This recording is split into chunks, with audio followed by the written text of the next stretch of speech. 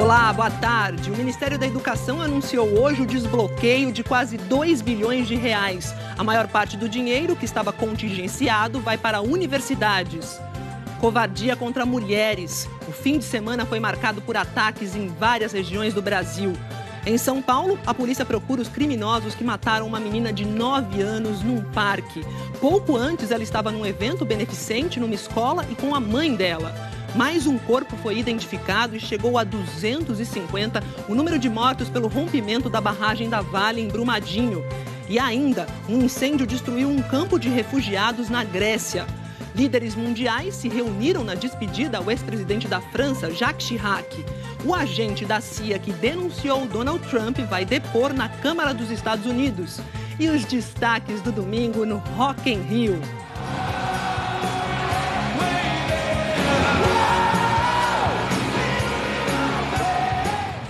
O Jornal Hoje está começando.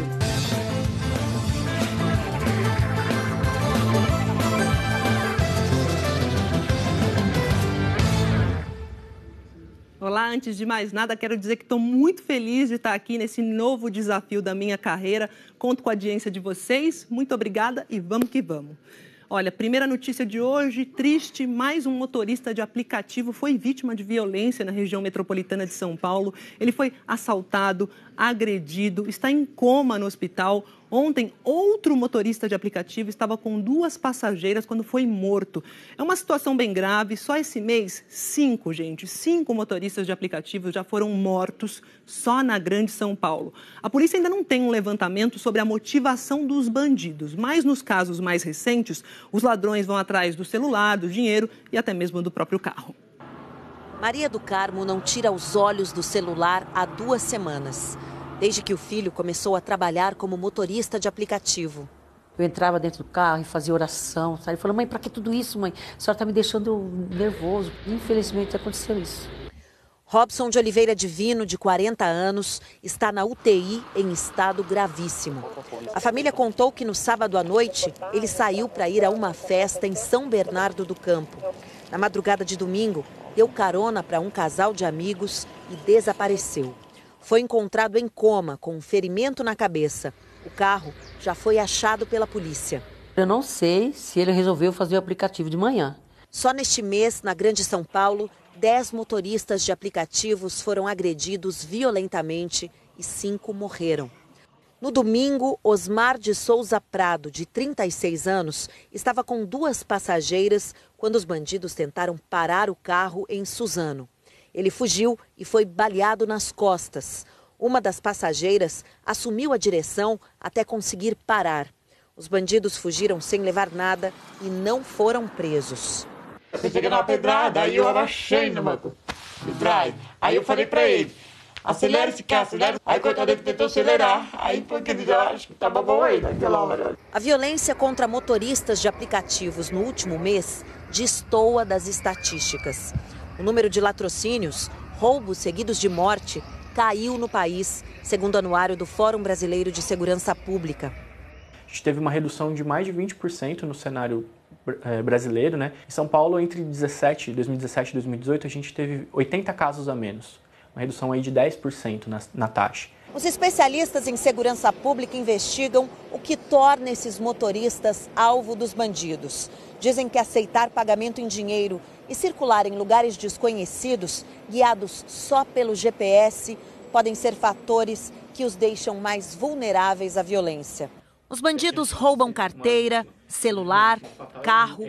Esse especialista explica que é necessário mais tempo para entender a motivação dos criminosos e alerta: reagir ao assalto aumenta o risco de morte. Quando você reage numa situação dessa que você está em desvantagem, tem a surpresa, a chance de você ser vítima de um latrocínio, ela cresce substancialmente. E o médico disse que não tem, só o milagre de Deus. Ele está muito mal mesmo e ele está nas mãos de Deus ali. Vou ler para vocês o que diz a Secretaria da Segurança de São Paulo. Disse que reforçou o policiamento nas áreas que concentram mais casos de violência e que está fazendo operações específicas em outras regiões para reforçar a segurança de motoristas e de passageiros. A Secretaria disse ainda que 2 criminosos já foram presos. As empresas Uber, Cabify e 99 disseram que têm mecanismos para dar mais segurança aos motoristas e passageiros e que também estão investindo em novas tecnologias. As empresas disseram que colaboram com as autoridades. Outro caso de violência, infelizmente, a polícia está tentando esclarecer a morte de uma menina de 9 anos. Ela desapareceu ontem durante um evento em uma escola na zona norte de São Paulo, um evento beneficente, estava com a mãe e foi encontrada morta em um parque. Eu vou conversar agora com o César Menezes, que tem informações sobre esse caso. Oi, César, boa tarde. A menina, o nome dela é Raíssa, né? Foi enterrada agora à tarde. Como é que estão as investigações?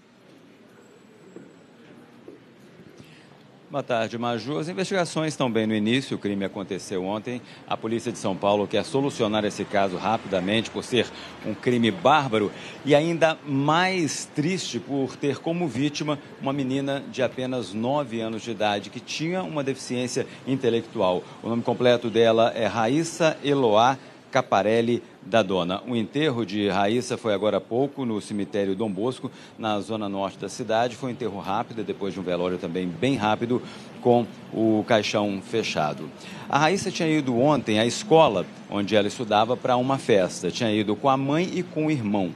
A mãe contou para a polícia que se afastou um pouco quando a Raíssa estava na fila do pula-pula para comprar pipoca para o outro filho. E quando olhou de volta, a Raíssa não estava mais lá. Isso tudo aconteceu por volta do meio-dia no CEL Parque Anhanguera. CEL é Centro de Educação Unificada. E o corpo foi encontrado a 2 quilômetros dali no Parque Anhanguera, perto de 1 hora depois, Maju. É isso que eu ia te perguntar, César. Como é que foi encontrado o corpo? Pois é, Maju, o corpo foi encontrado por um adolescente. Ele contou à polícia que estava atravessando o parque, inclusive atravessando uma área restrita aos funcionários do parque para cortar caminho. E aí viu o corpo da Raíssa pendurado em uma árvore. A polícia está tentando encontrar testemunhas e imagens de câmeras de segurança para tentar chegar ao assassino ou assassinos. Maju. Obrigada, César. E olha, o final de semana teve casos de feminicídio em São Paulo, no Piauí, Goiás e no Distrito Federal. Os envolvidos nos 4 casos são companheiros, se é que a gente pode chamar esses homens de companheiros, né? Ou ex-companheiros das vítimas. E veja só, em um dos casos, o criminoso atropelou a namorada e uma amiga dela que acabou morrendo. O corpo de Vanessa Carvalho, de 28 anos, foi enterrado no fim da manhã de hoje em Teresina. A enfermeira morreu depois de ser atropelada pelo namorado de uma amiga, Anúcha Alencar, que está internada neste hospital com um traumatismo craniano leve e uma fratura na perna. De acordo com testemunhas, Pablo Henrique Campos e a namorada discutiram por causa de ciúmes em uma festa. Ele foi embora da festa, mas voltou e atropelou Anúcha e a amiga na porta do evento. Este é o 20º caso de feminicídio este ano aqui no Piauí. Eu não vou excluir a possibilidade da intenção dele ter sido direcionada, a conduta dele ter sido direcionada para as 2 meninas. Pablo Henrique Campos foi preso em casa logo depois do atropelamento. Essas imagens de uma câmera de segurança mostram o momento em que o carro passa em alta velocidade depois de atingir as vítimas. Em 88% dos casos de feminicídio no Brasil, o autor é o companheiro ou ex-companheiro da vítima. No ano passado, foram 1.200 assassinatos desse tipo de crime em todo o país. No Riacho Fundo, no Distrito Federal, uma mulher foi morta a facadas pelo companheiro em casa. O casal tinha uma filha de 5 anos. Em Catalão, Goiás, mais um caso. Uma mulher de 45 anos também morreu a facadas. O assassino, José Maria da Conceição, companheiro da vítima, confessou o crime e está preso. Em Pirassununga, no interior de São Paulo, Elisângelo Marcones dos Santos esperou a ex-namorada, a técnica de enfermagem Luciene Ferreira Sena, sair do trabalho para entrar no carro dela. Ele usou um coquetel molotov para incendiar a si mesmo e a ex-companheira. A imagem de uma câmera de segurança mostra o carro em chamas. No estado de São Paulo, Os casos de feminicídio cresceram 44% no primeiro semestre de 2019 em relação ao mesmo período do ano anterior. Sobre o caso de Teresina, o advogado de Pablo Henrique disse que respeita a decisão da Justiça, e que vai aguardar a conclusão do inquérito policial. Vamos para Brasília agora, porque está chegando a reta final do mais longo júri da história lá do Distrito Federal. Hoje é o depoimento da arquiteta Adriana Vilela. Ela é acusada de matar os pais e a empregada. Vou conversar com a Flávia Alvarenga. Flávia, foi um caso em 2009 que chocou aí Brasília e o país. Relembra para a gente esse caso. Boa tarde.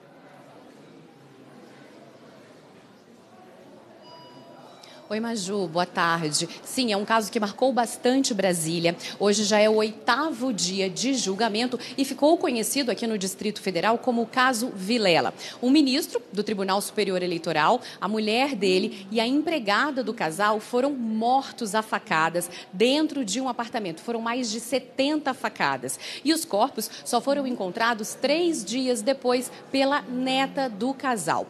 Hoje, a expectativa do julgamento é pelo interrogatório da ré, que é a filha do casal. Ela é acusada de ser a mandante desse crime.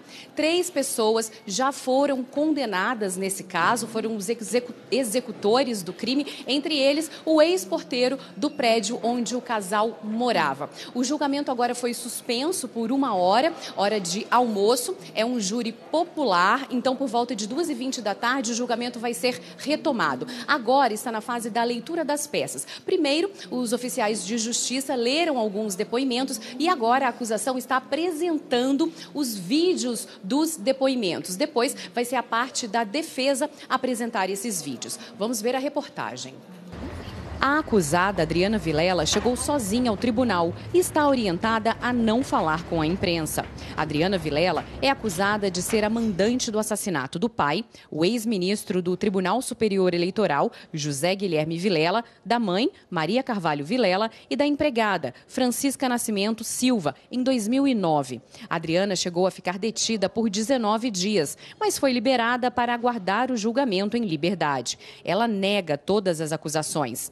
3 assassinos confessos foram condenados 4 anos depois do crime. Leonardo Campos Alves, Francisco Mairlon e Paulo Cardoso Santana estão presos. Eles tiveram penas superiores a 60 anos. No julgamento, já foram ouvidas 8 testemunhas de acusação e 16 de defesa. Uma das testemunhas de acusação, a delegada que comandou parte das investigações, disse ter convicção de que a Adriana foi a mandante, porque tinha desentendimentos com os pais por causa de dinheiro. Disse ainda que os 3 condenados apontaram Adriana Vilela como a mandante. Um papiloscopista, que também foi testemunha de acusação, apontou a digital de uma das palmas da mão de Adriana Vilela na cena do crime. Mas o laudo foi contestado pela defesa, porque foi feito 1 ano após os assassinatos. Contrariando os advogados de Adriana, o ministro Luiz Fux, do Supremo Tribunal Federal, determinou que o laudo fosse usado. Amigos e familiares de Adriana foram testemunhas de defesa. Alegaram que ela tinha bom relacionamento com os pais e disseram não acreditar que tenha participação no crime. Para o Ministério Público, Adriana Vilela estava no apartamento na hora dos assassinatos. Ela estava dentro do apartamento, nós temos esse elemento de prova, só se achou a digital da Adriana Vilela.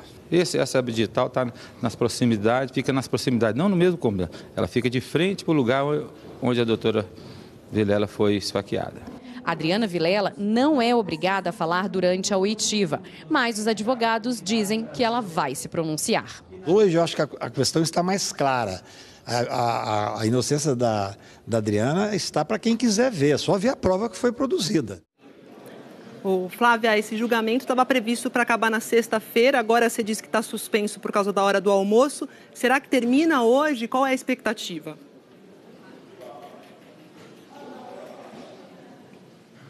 Maju, a expectativa é que possa terminar amanhã, porque se hoje tudo der certo, a gente vai ter um interrogatório da ré.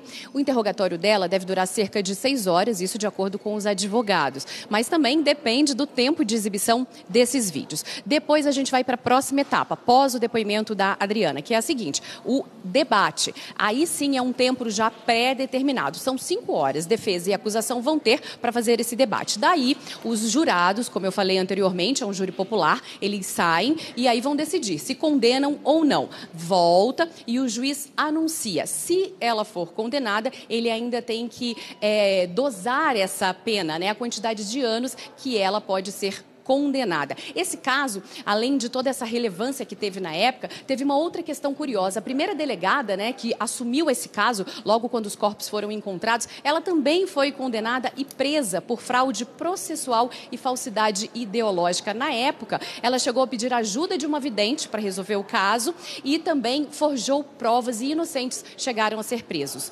Maju. Obrigada, Flávia.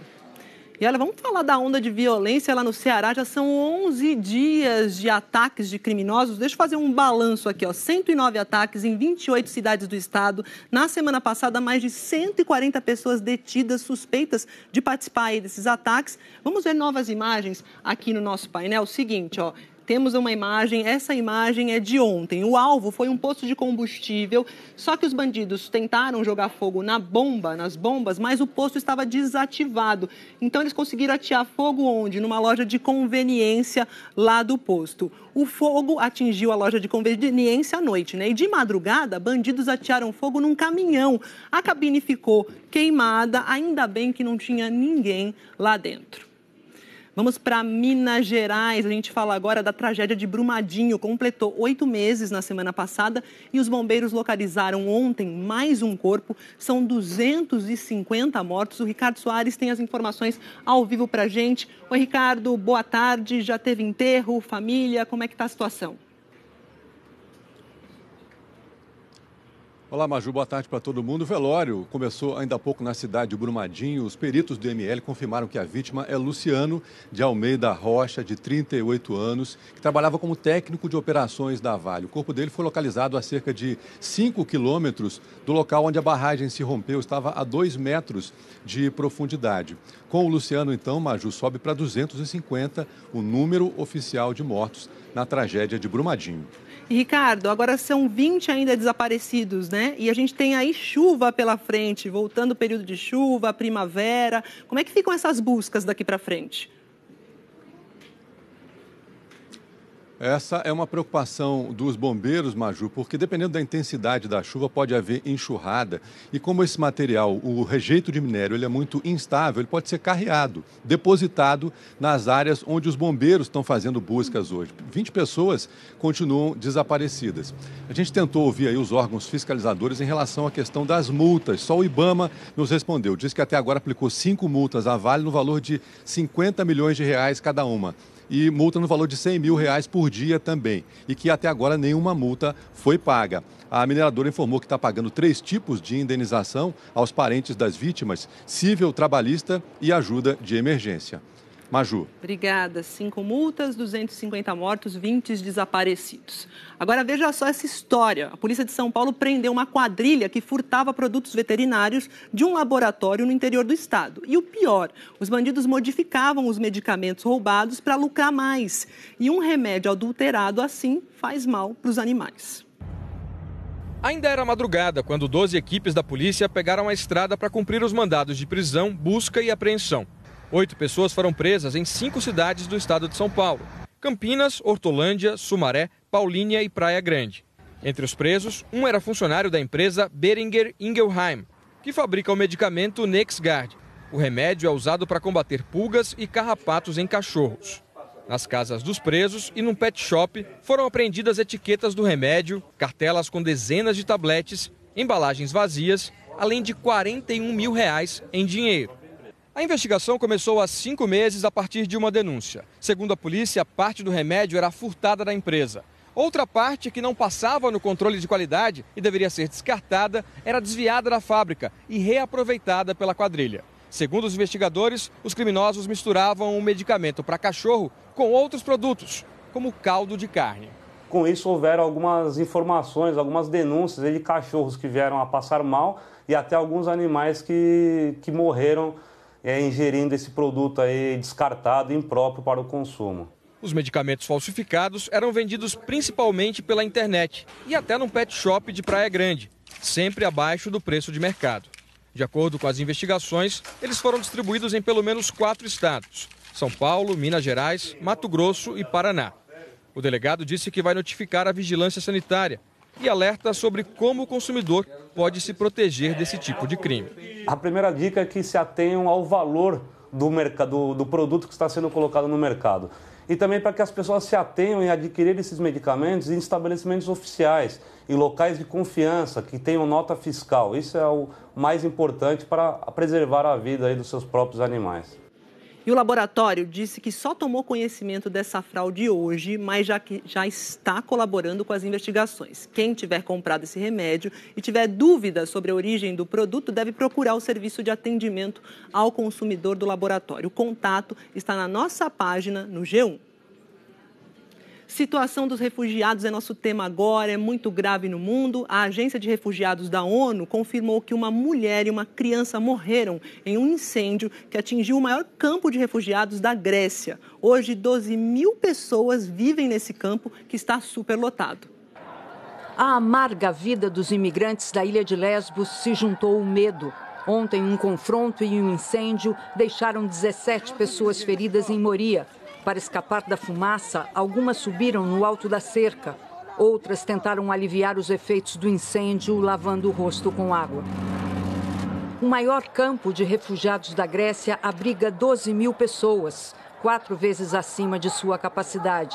Hoje, 250 imigrantes serão transferidos de Moria para o continente. Até o fim de outubro, o governo pretende retirar 3 mil pessoas das ilhas.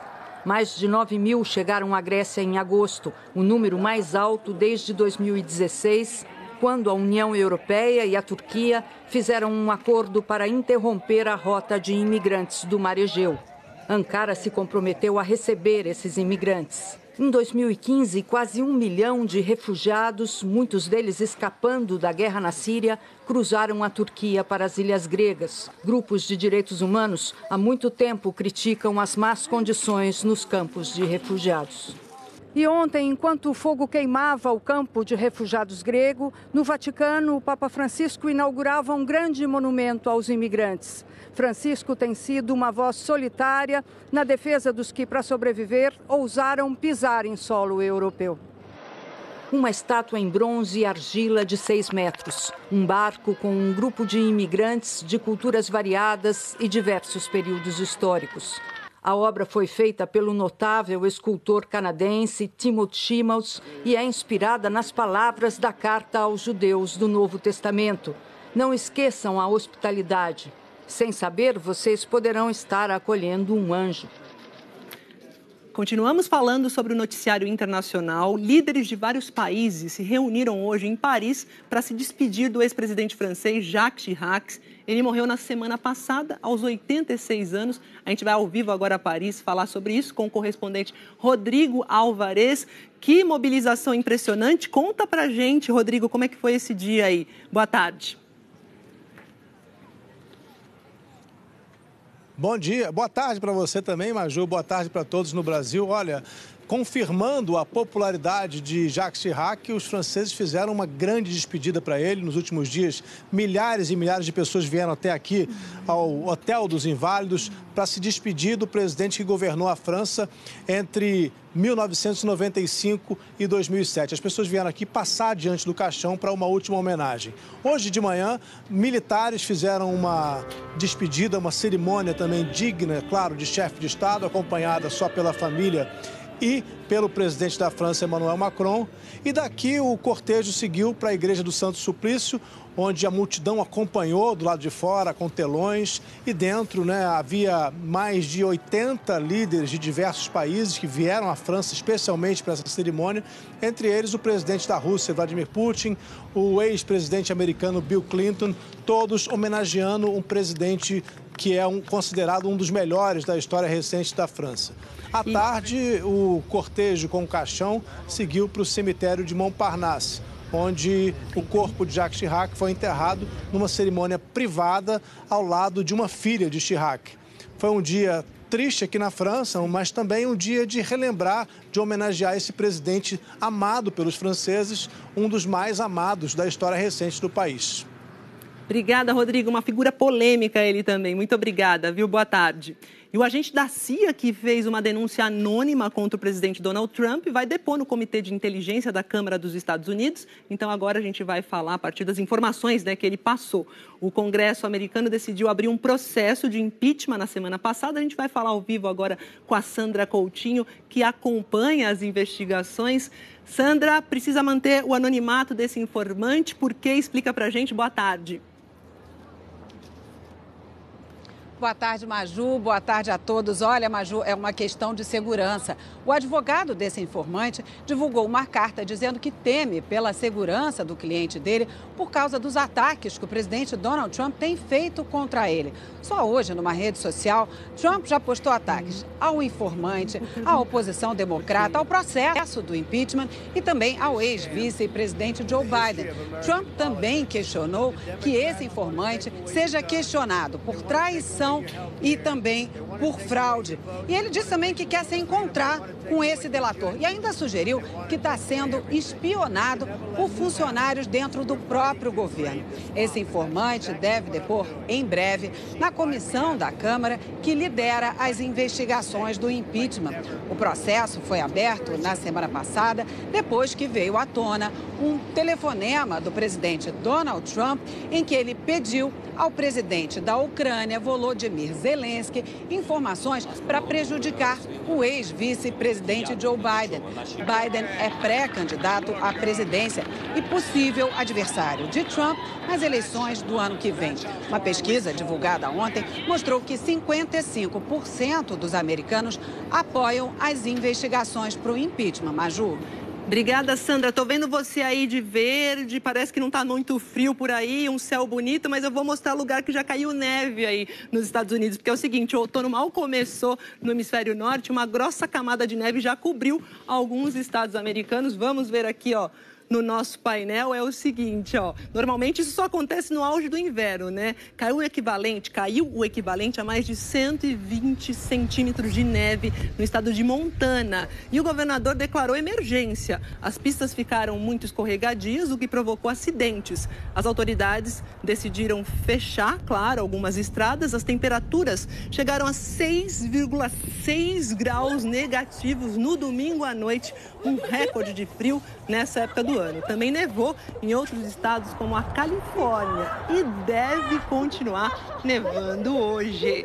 A gente sai da neve dos Estados Unidos e vem para o calorão aqui do Brasil que está bombando. Eliana Marques de volta, bem-vinda, Eliana. Muito obrigada, Maju. Bem-vinda você também, né? Vamos juntas É nessa. isso aí, boa tarde a todos. Eli, conta pra gente sobre esse calorão. Aqui em São Paulo a gente já está sentindo também um pouco mais quente, mas eu quero que você fale do restante do Brasil antes. Vamos falar, porque assim, o calor é para todo o Brasil mesmo. Olha, hoje ele está de norte a sul. Setembro está terminando com a tarde quente em todas as regiões, Maju. Sim. E é calor para não botar defeito em lugar nenhum. É aquela primavera, né? Que eu digo, floridinha, mas ordinária. Tem calor, tem frio, dá um baile em quem lida com o tempo. É isso aí. Então vamos lá. Vamos aqui pro telão que eu vou mostrar o baile que a gente tem aqui hoje. Olha, começando pelas temperaturas que são destaque hoje. Cuiabá com máxima de 39 graus, 38 em Teresina, 36 em Campo Grande e em Goiânia, 35 em Palmas também em Belém. E lá em Porto Alegre, gente, máxima de 33 graus. É a capital mais quente hoje entre o sul e o sudeste. Bom, agora a gente vai para aquele nosso giro tradicional, né? Para ver como é que está o tempo nesse momento em alguns lugares.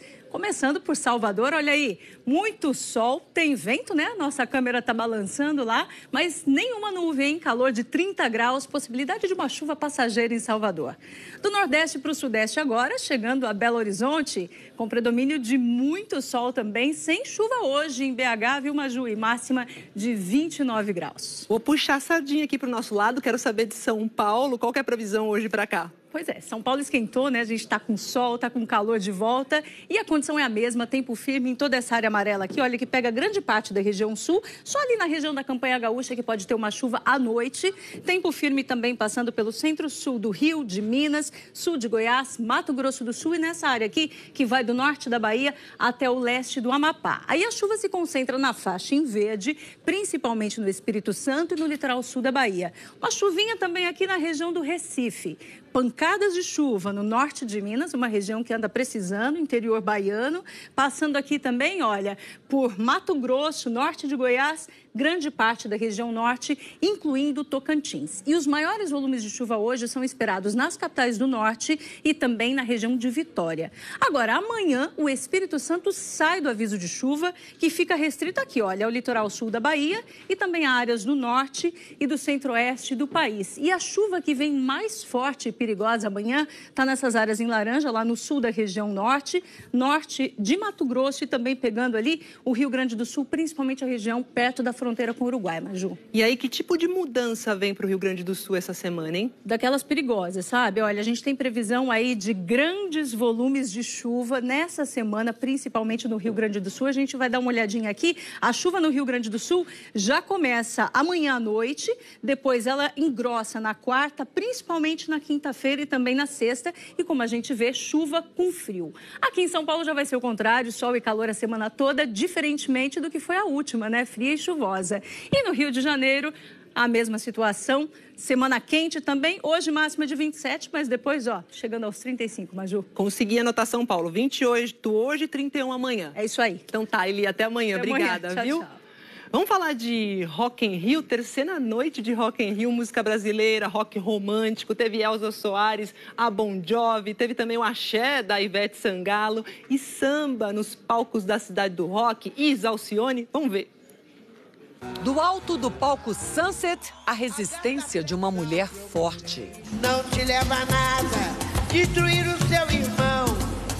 Você representa o futuro da nação. A Elza Soares, cantora, também é a cidadã cansada de violência. Chega! O público lotou de novo a Cidade do Rock. E para registrar tudo, melhor que seja no começo da festa.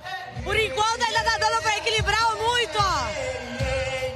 E para quem precisar de fôlego, é só pedir um pouquinho de gás para uma baiana arretada, que já fez desse festival uma extensão da Bahia. O público pulou no palco mundo ao ritmo de Ivete Sangalo.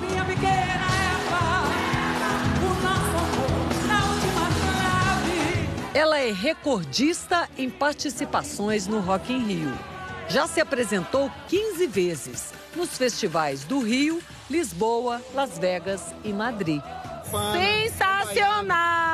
Veveta arrasou. Foi o melhor. Somos baianos, somos Ivete, somos brasileiros e somos Rock in Rio. Sempre! E todo estilo tinha voz por aqui. Maria, Maria, mistura a dor e a alegria. Nas parcerias musicais do Sunset, muita energia de duas gerações. Um show inesquecível de Isa e Alcione. O morro foi feito de samba pra gente sambar. Esse outro encontro no palco eletrônico também deixou saudades. A noite era do DJ Bascar, mas teve um convidado que brilha no mundo inteiro.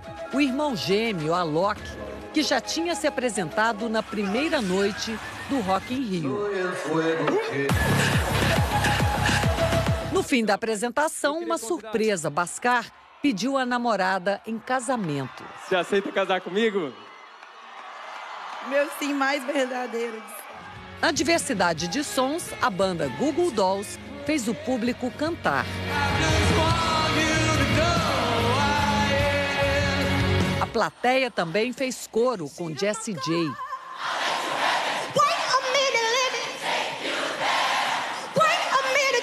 E a Dave Matthews Band apresentou os maiores sucessos da carreira.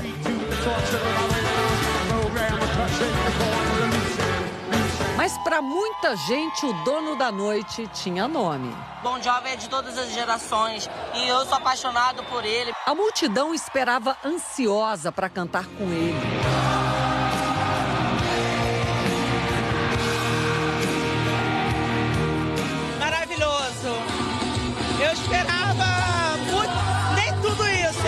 simplesmente deslumbrante. Mas ninguém voltou para casa mais feliz do que essas duas fãs. Elas subiram ao palco e dançaram com Bon Jovi. A pernambucana Tamires ainda ganhou um beijo do ídolo. Só não pergunte o que ele falou ao ouvido dela. Eu ainda não acredito. O que eles falou? Falou um monte de coisa que eu não entendi nada.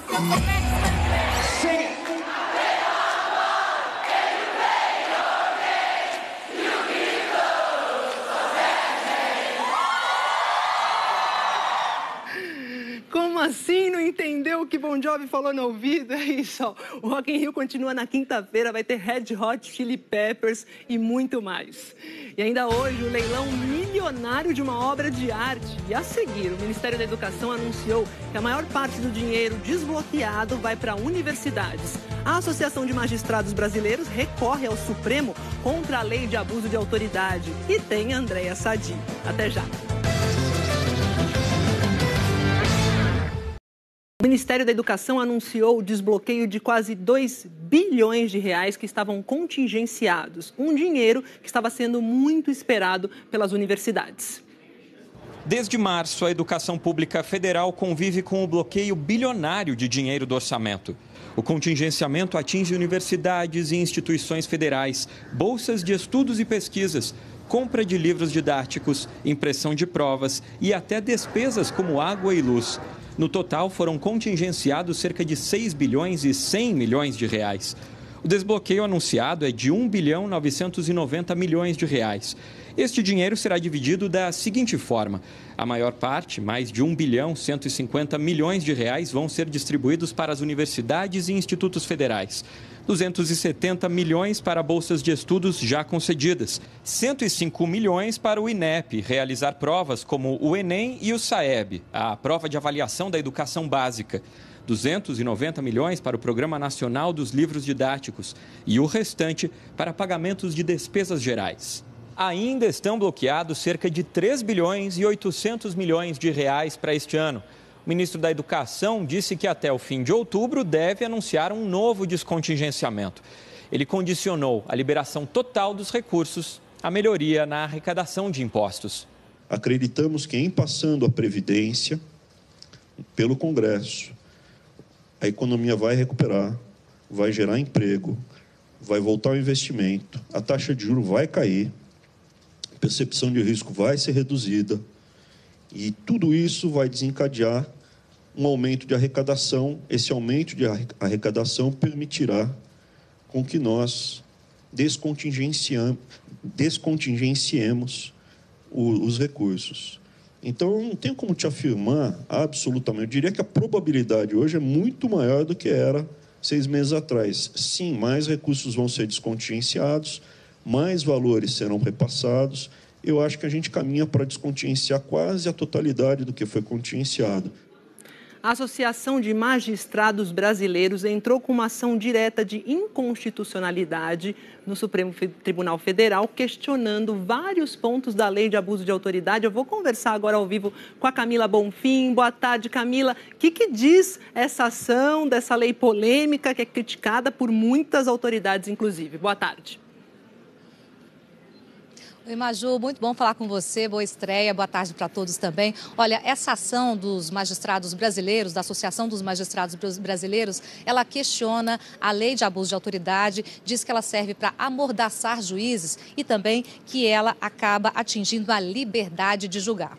Lembrando, Maju, que essa lei de abuso de autoridade, ela prevê, entre outros pontos, também, então, punir até com detenção os juízes que tomarem algumas decisões, como, por exemplo, decretarem uma prisão sem estar de acordo com a lei. E nesse questionamento que foi enviado aqui ao Supremo Tribunal Federal, a Associação dos Magistrados Brasileiros apontou ilegalidades, excessos e também questiona 11 artigos da lei.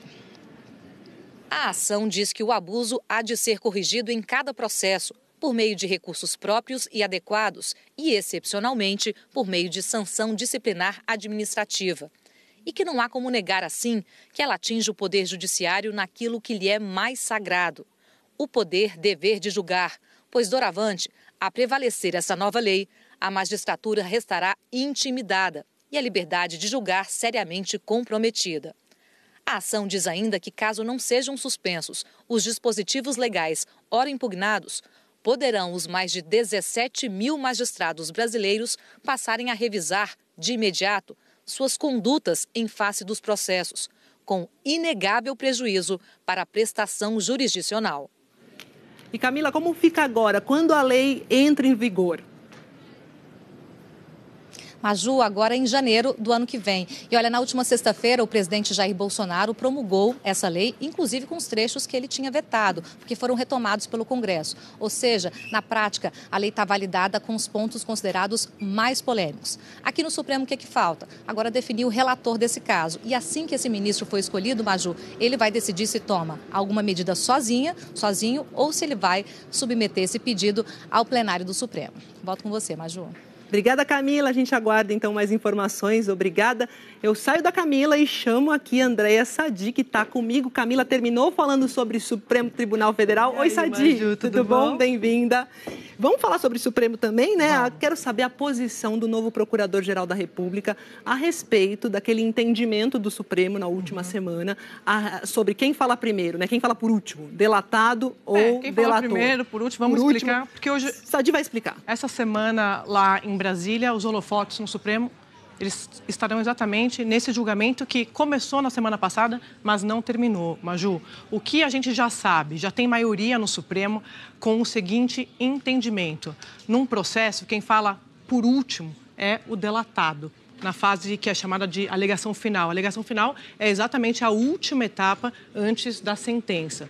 Os ministros já decidiram isso, a maioria já decidiu isso, mas faltam 2 votos, do ministro Toffoli, que já adiantou o voto dele, e o ministro Marco Aurélio Mello. Você perguntou qual é a posição do Procurador-Geral da República. Isso que a gente quer saber, o Augusto Aras. Porque a questão é se isso vai valer daqui para frente ou se pega o que aconteceu no passado, né? Os casos da Lava Jato. Exatamente. O que a gente já sabe é esse entendimento, mas o que a gente ainda não sabe, e é isso que vai ser definido nessa semana, é qual é o alcance dessa decisão. Vale para casos que já estão concluídos, ou seja, pode anular sentenças ou não, vale para casos futuros. O Augusto Aras, ele defende que só valha para casos futuros. Ele vai, Maju, na mesma linha de especialistas, de procuradores, de integrantes da Operação Lava Jato, que estão preocupados exatamente com esse risco de poder anular sentenças de casos complexos. Então, o ministro Toffoli, que é o presidente da Corte, na quarta-feira ele vai fazer o que ele chamou de modulação, exatamente explicar qual vai ser o alcance dessa decisão, desse entendimento do Supremo. E você que tem falado muito com Aras, né? Ele tem tido um papel muito de estrategista, muito ponderado, muito diplomático, né, Sadi? Maju, ele, inclusive, durante todo o processo, ele foi aprovado no Senado na semana passada, indicado pelo presidente Bolsonaro, e agora o principal foco dele para dentro, como a gente fala, para o Ministério Público, é pacificar os integrantes do MP. Por quê? Porque ele foi muito criticado durante a indicação dele por não figurar na lista tríplice. Exatamente, que era uma tradição do MP. E agora ele vai fazer essa missão, Maju. Obrigada, Sadi. Até mais, viu? Olha, o empresário Eike Batista foi condenado pela Justiça Federal a 8 anos e 7 meses de prisão pelos crimes de manipulação de mercado e uso de informação privilegiada. A decisão é da juíza Rosália Monteiro Figueira, da 3ª Vara Federal Criminal lá do Rio. O processo trata de operações de venda de ações da OSX, empresa do setor naval, em 2013. A operação foi realizada antes da divulgação ao mercado da mudança do plano de negócios da companhia.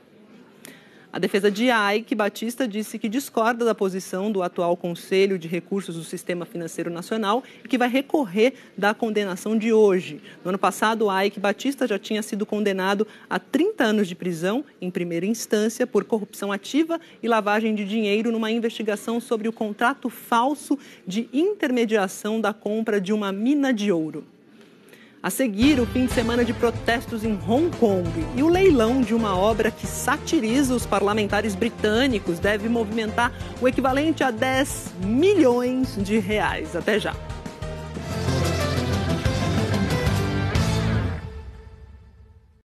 A gente volta falando de um caso grave que aconteceu em BH. Um aluno da Faculdade de Letras foi agredido por seguranças dentro do campus da Universidade Federal de Minas Gerais. Isso foi no final de semana. A gente vai ver vídeo aqui, esse vídeo que foi gravado pelos alunos. Seguranças aparecem aí contendo o aluno no estacionamento da universidade. Ele tenta se soltar, mas não consegue se soltar.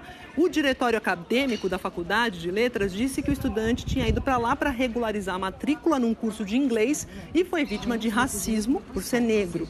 Já a vítima contou à polícia militar, que foi até o campus, ter ouvido dos seguranças que ele estava no local para roubar alunos. O boletim de ocorrência foi registrado como agressão, mas a polícia disse que para investigar precisa que a vítima vá até uma delegacia para confirmar o que aconteceu. A Universidade Federal de Minas apura o caso, eles não disseram se os seguranças foram afastados. Agora vai de Minas para Hong Kong, uma outra imagem aqui no nosso touch. Em Hong Kong, a polícia está em alerta para mais protestos previstos para amanhã. A data marca o feriado nacional da China, pelos 70 anos da fundação da República Popular da China. Estudantes já fizeram greve hoje em uma praça central. Entre as reivindicações do movimento estão a libertação de presos políticos e a investigação sobre abusos da polícia. O fim de semana foi violento por lá. A polícia usou bombas de gás lacrimogêneo e caminhões de água para dispersar a multidão. E antes de encerrar o jornal hoje, eu vou falar para vocês de uma obra aí que vai ser leiloada essa semana e que os organizadores desse leilão esperam receber, sabe o quanto? 10 milhões de reais. É um quadro que faz uma sátira dos parlamentares britânicos. O autor é o Banksy, polêmico, é muito conhecido por fazer obras com críticas. A gente vai falar com o correspondente Rodrigo Carvalho, que está lá em Londres, em frente ao parlamento, numa chuva, pelo que eu estou vendo aí. Rodrigo, conta sobre essa obra. São chimpanzés no lugar de parlamentares, é isso? Boa tarde. Tudo certo, Maju. Um abraço para você. É uma crítica ao parlamento ali atrás, sede da crise britânica. Boa tarde a todo mundo que assiste ao jornal hoje. Vamos mostrar aí. Banksy pintou o comportamento primitivo dos deputados, um parlamento de chimpanzés. Esse quadro é de 2009, mas agora, com um transtorno que virou a saída do Reino Unido da União Europeia, o Brexit, o quadro ficou mais valorizado. Não à toa vai ser leiloado essa semana, né? Timing perfeito. Avaliado em 10 milhões de reais, aproximadamente, esse quadro de 2009, como eu disse, tanto é que dia desses aí, um dos assuntos mais comentados aqui era o debate um nível cada vez mais baixo no parlamento. Banksy é um dos artistas de rua mais conhecidos do mundo, mas ninguém conhece a cara dele, ninguém nunca viu a cara dele, Maju. Alimenta esse anonimato, continua no anonimato, e com isso, claro, né, Maju, ele faz barulho e dinheiro também, né? Ele faz muito barulho. Eu lembro daquela obra ano passado, Rodrigo, que foi parcialmente triturada, né? A menina com balão, não é isso? É um desenho muito conhecido aqui. Você acha em Londres camisa, imã de geladeira, com a menina com balão. O quadro foi vendido por 5 milhões de reais, mas logo depois da batida de martelo, um constrangimento tomou conta da sala. O álbum o quadro virou picadinho. O Banksy se instalou na moldura do quadro, Maju, um triturador, para fazer uma crítica à mercantilização da arte de rua. O parlamento de chimpanzés vai ser vendido na mesma casa de leilão, mas o diretor da casa de leilão diz que dessa vez não vai ter triturador nenhum, que teria que ser um triturador imenso. Vamos ver, quinta-feira o leilão, vamos ver se vai ter alguma surpresa, Maju. Aguardemos que pode ter surpresa sim, Rodrigo. Obrigada, viu? Olha, o Jornal Hoje termina aqui. Eu agradeço a sua audiência. Para rever as reportagens exibidas hoje, basta ir ao Globoplay. Outras notícias no Jornal Nacional. E você fica agora com a estreia do Se Joga! Eu vou lá para os estúdios Globos, porque a gente vai conversar com Fernanda Gentil, Fabiana Carla, Érico Braz. Eu já passei meu frio da barriga aqui, agora é com vocês, galera. Ei, Maju! Obrigado, minha querida. Ó, agora somos vizinhos de horário, né? Pois é, de segunda a sexta a gente vai estar aqui todo dia. Vai ser a hora do Se Joga depois do JH, do Jornal Hoje. Que linda estreia, hein? Ai, vou te dizer uma coisa. Vou te mostrar. Vem pra cá, olha só. Sai da geladeira, Fernanda! Sai daí! O programa tá no ar, minha filha. Estica. Graças a Deus. Estica. Tem mais alguém aí dentro? Tá bom, tem mais alguém aí dentro? Ô, senhor. O negócio tá bom lá dentro. Ainda bem que vocês me tiraram, foram 9 meses de geladeira. Mulher quente dessa dentro do negócio gelado. Pelo menos o quê? Conservada, né, a geladeira? Isso, é. Olha aqui, Maju, a boa notícia é essa. Você é a nossa vizinha, né? Acabando aí o jornal hoje, a gente assume aqui no Se Joga. Que linda a estreia. Palmas pra Maju de novo, gente. Obrigada. Maravilhosa. Ô, Maju, e tem mais, hein? Além de nossa vizinha, você é a nossa primeira convidada aqui no Se Joga. Topa? Meu Deus, já não bastava a adrenalina da estreia? Jamais. Aqui é assim, não acaba nunca. Vai até o Jornal Nacional. Então vamos embora, bora. Simbora. Olha, o jogo é o ABC do Brasil. Você vai ter 30 segundos pra responder o maior número de perguntas. Pois é, eu tenho uma dica. Não para, tá? Responde o mais rápido possível. Não vem com esse negócio de não, Maju, porque eu sei que você é boa de televisão. O tema é televisão. E pra cada pergunta você tem 3 opções de resposta. Tá? Bora. Entendido? Entendeu? Entendido. Podemos? Então vambora, se joga. Simbora, se joga, Maju. Atenção, um cronômetro na tela pra Maju, 30 segundos. Valendo! Como era o nome das ajudantes de palco do Chacrinha? Paquitas, Terezinhas ou Chacretes? Chacretes. Certa resposta. Qual é o nome da personagem de Juliana Paz em A Dona do Pedaço? Maria da Praça, Maria da Paz ou Maria de Lourdes? Maria da Paz. Certa resposta. Quantas temporadas da série Sob Pressão já foram exibidas? 4, 3 ou 2? Ai, não sei. Pula. Qual é o nome da novela das 6 que está estreando hoje junto com a gente aqui? Éramos 6, Amor de Mãe ou Filhos de Eva? Boa! A novela foi um sucesso. O personagem Roberto é interpretado pelo ator. Arrasou, Maju. Foi muito bom. Palmas pra Maju. Olha aqui, Maju. Quantas perguntas fizemos, produção? 5. Ela acertou. 5. 3 pulou uma, ou seja, 9 pra você de 10. Valeu. Palmas pra Maju. Muito bom, muito bom. Viva Maju. Maju, beijo, obrigada já por entrar aqui no clima do Se Joga. Segue daí, você fazendo um bom trabalho, a semana inteira com você, o Jornal Hoje, e a gente assume logo depois com o Se Joga. Combinado? Se joguem, sucesso, beijos e até amanhã. Amém. Valeu, Obrigada, Maju. Aí, galera.